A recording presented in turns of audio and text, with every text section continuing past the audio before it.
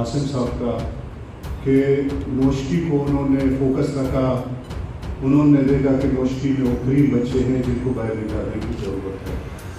मैं इंतहाई मशहूर उनका कि जो डिस्ट्रीब्यूशन ऑफ स्कॉलरशिप या जो हमारे एजुकेशन के मसाइल, जैसे हमारे दोस्तों ने कहा कि कैडेट्स कॉलेज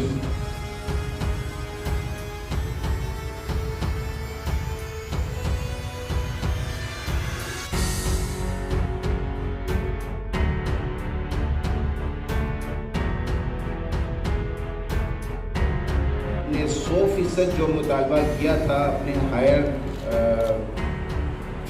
जो हैं हेडक्वार्टर्स, और 100% हमें इसके हमारी मुतालबात को मंजूर किया गया। और जितने स्कॉलरशिप्स हमने मांगे थे, जितने लैपटॉप्स की दरख्वास्त की थी, हमने वो तमाम के तमाम वज़ीर आला बलूचिस्तान और कमांडर सदर कमान ने हमारी दरख्वास्त कबूल की, और वह आज और इंशाल्लाह आइंदा भी आप लोगों को मिलते रहेंगे।